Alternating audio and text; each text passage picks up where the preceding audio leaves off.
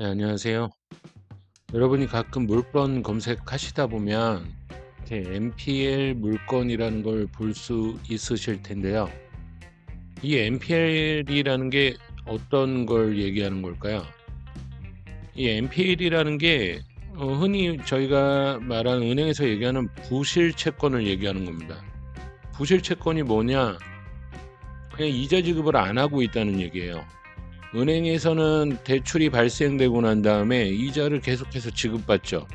근데 이 이자 지급이 3개월 이상 연체가 돼 버리고 나면 그거를 NPL로 분류해 버립니다. 부실 채권이에요. NPL로 분류해서 이 NPL을 분류한 이 채권을 경매를 진행시키죠. 경매를 진행시키는데 또한 3개월 가량의 기간이 걸려요. 3개월 가량의 기간이 걸리고 NPL이 되기까지 3개월 정도의 기간이 걸리죠. 그럼 여러분이 제 1차 입찰 기일에서 볼 수 있는 건 최소 6개월 전부터 이자 지급이 되지 않았던 물건들이거든요.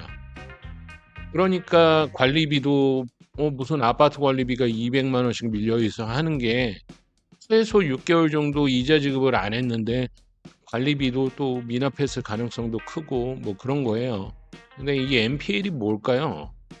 말 그대로 부실 채권. 근데 이 NPL을 가지고 투자를 한다고 얘기를 하잖아요. 그럼 이 NPL을 가지고 투자를 하는 방식이 또 뭘까? 한번 생각해 보시면 NPL을 가지고 그냥 우리는 극단적인 예를 들어서 3억 원짜리 채권을 가지고 있는 은행이 있습니다. 이 은행한테 우리는 이게 부실 채권이죠. 이게 말 그대로 NPL을 얘기하는 거예요. 이 3억 원짜리 채권을 극단적으로 2억 원에 사옵니다. 2억 원에 사와서 가지고 있는데 이게 최초 감정가가 5억 원이에요.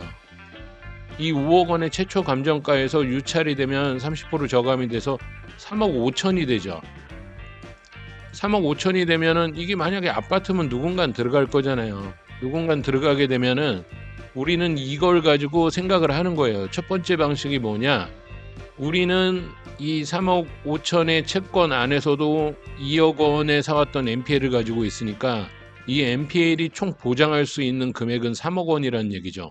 아니, 우리는 3억 원의 이 채권을 가지고 있는 거예요.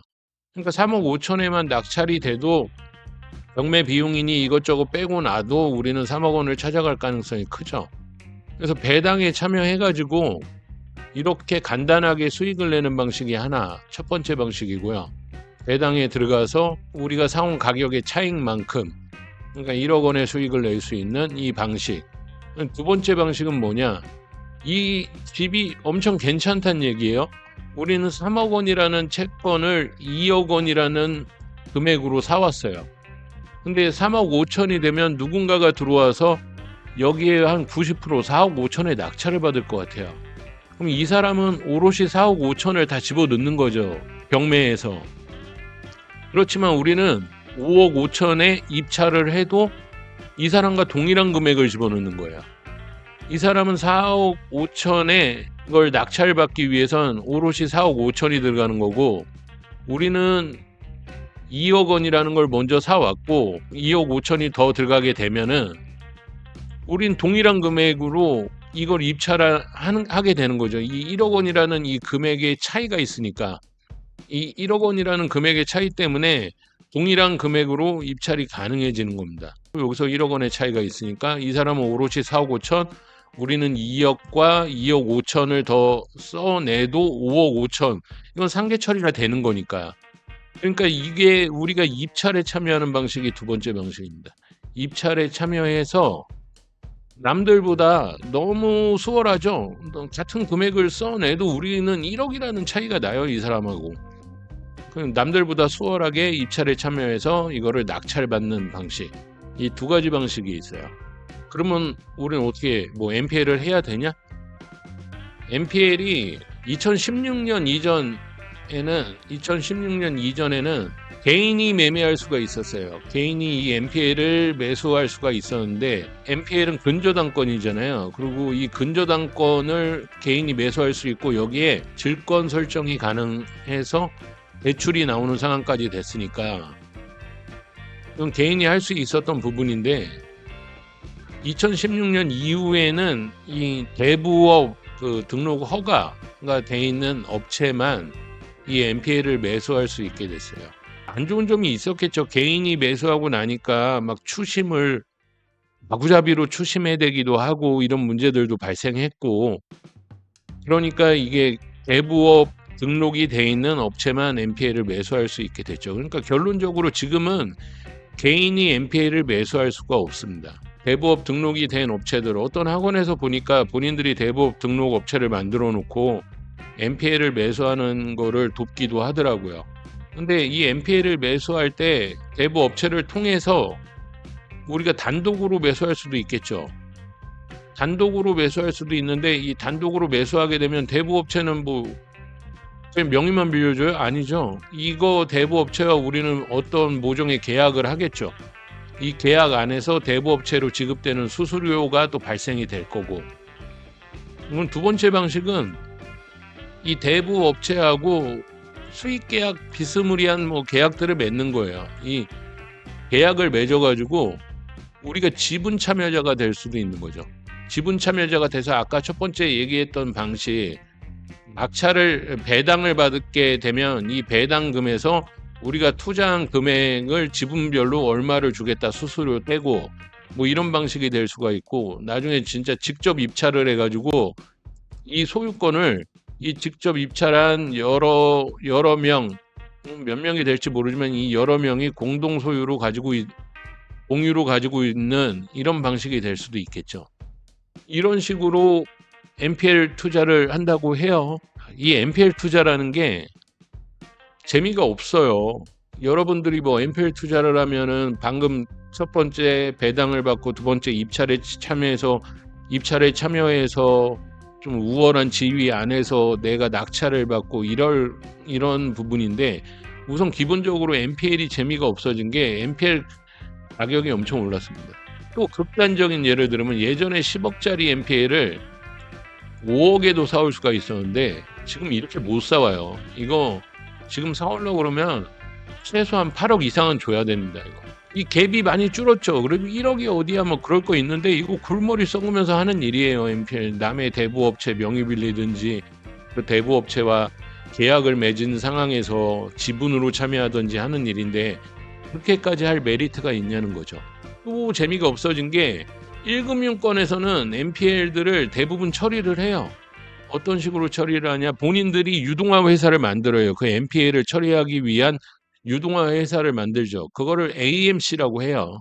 뭐 그냥 그렇다는 거예요. 이게 뭐 중요한 것도 아니고, 그런 유동화 회사를 만들어서 얘네들한테 이게 전부 갑니다. 1금융권에 있는 이 NPL 전부를 이 유동화 회사가 가져가는 거예요.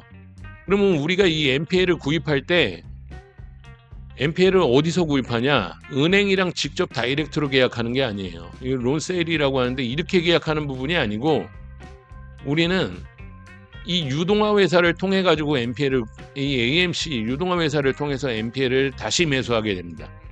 그러면은 여기서도 인건비라는 게 들어가고 사람들이 일을 하는데, 여기서 가져온 금액을 요새로 그대로 동등하게 주지 않겠죠. 당연한 일반적인 상식이잖아요. 그러니까 도매가 소매로 가서 소매에서 소비자가 가는데 당연히 여기엔 마진이 붙겠죠. 그러니까 또 NPL 가격이 올라간 거예요. 점점 재미없어지죠, 이 NPL이라는 게.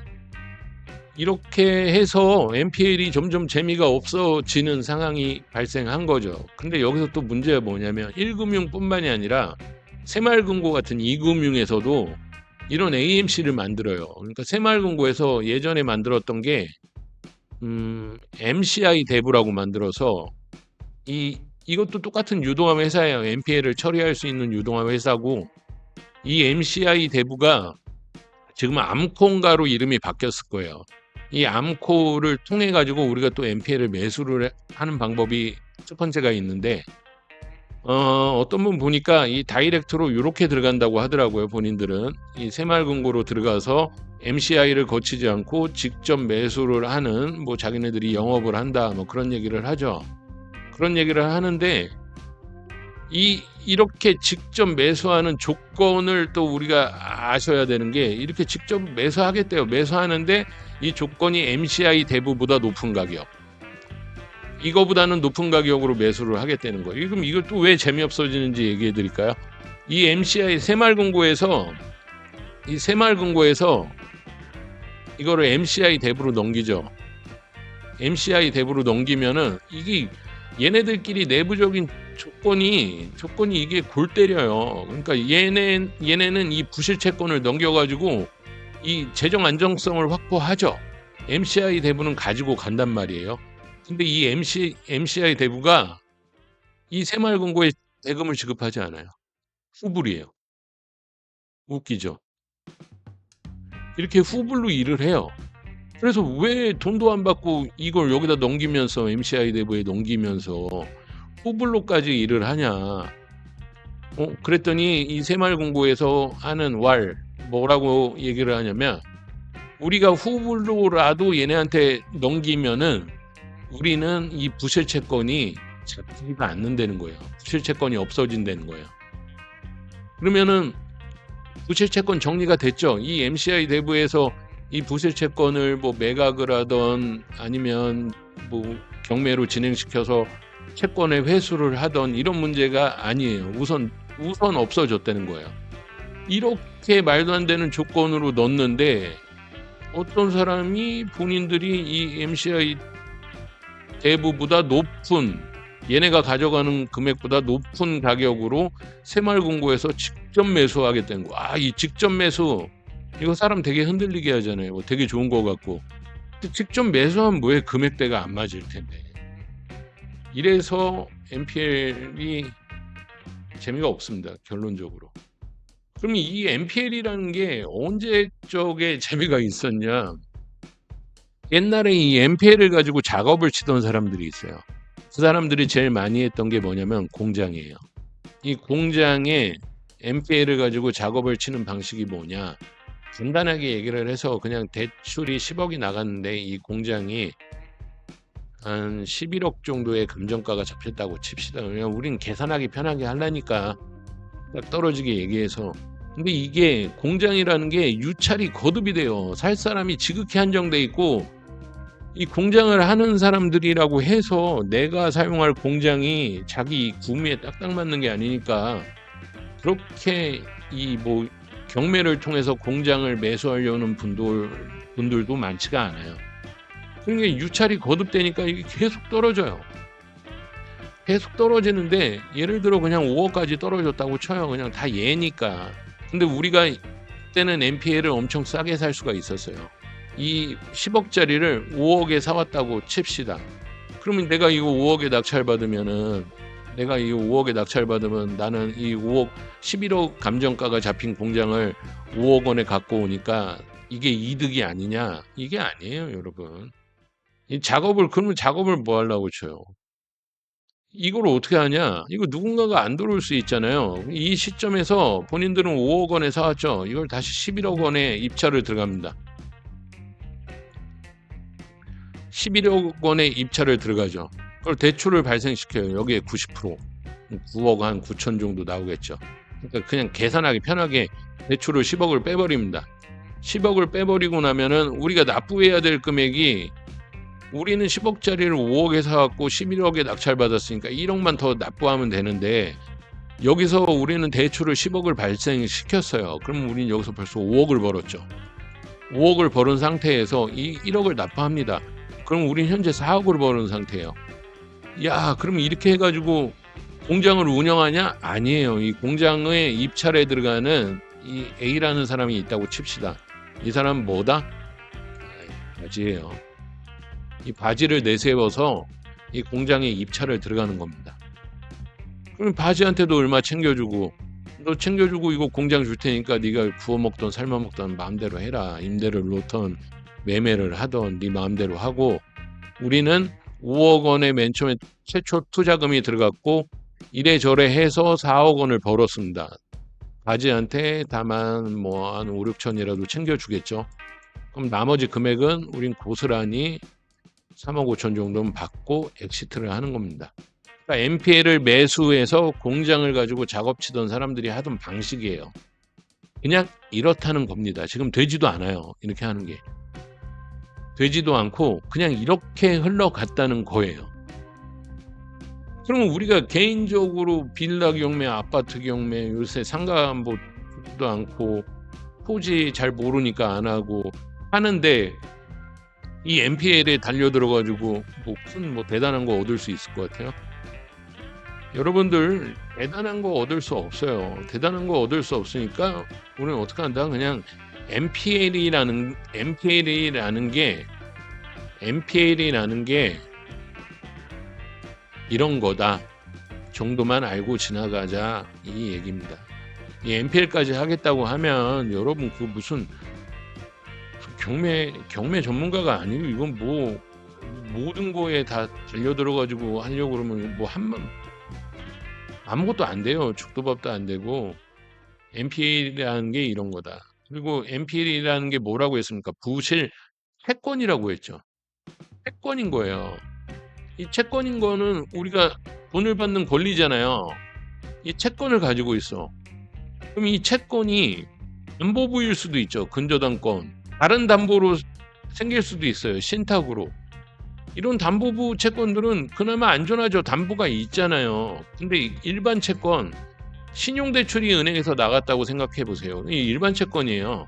그럼 무담보예요. 이거 담보가 아무것도 없어. 이건 받을지 못 받을지도 몰라요. 근데 이거를 얘네들은, 은행에서는 이 NPL이라고 흔히 부르고 우리는 경매를 하고 공매를 하고 이런 걸 하고 있으니까 이렇게 생각을 하잖아요.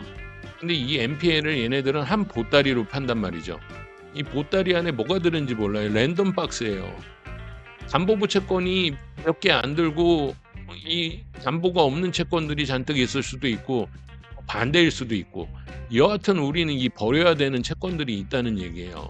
그래서 예전에 NPL들을 개별적으로 매각하면 금액이 높았고, 그래도 이렇게 통으로 갖고 와서 이걸 분류를 하는 AMC들이 이 일을 했으면은, 걔네들은 괜찮은 담보부 채권들을 가지고 있고 이 무담보 채권들은 자기네들이 추심을 하고 있잖아요. 대부업체니까 이 추심 행위를 할 수 있었다는 거예요.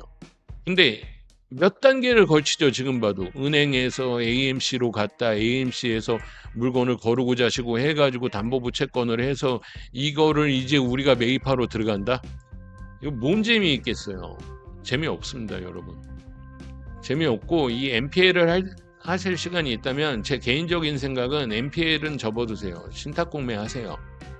신탁공매가 어느 정도냐면, 똑같은 새마을금고 얘기를 해줄게요. 감정가 250억짜리 건물이 있어요. 새마을금고에서 145억이 대출이 나갔습니다.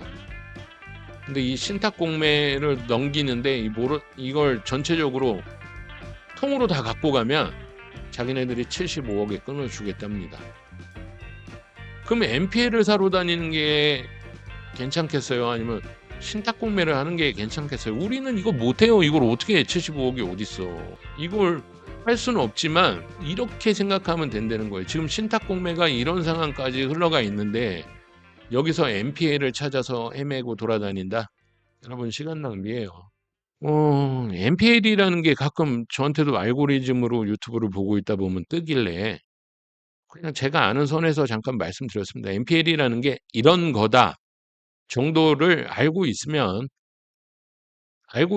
그냥 돌아가는 게 이렇겠구나도 한번 생각해 볼 수 있고, 뭐 그렇습니다. 그냥 조그만 제가 알고 있는 잡다한 이야기 좀 해봤습니다. 네, 감사합니다.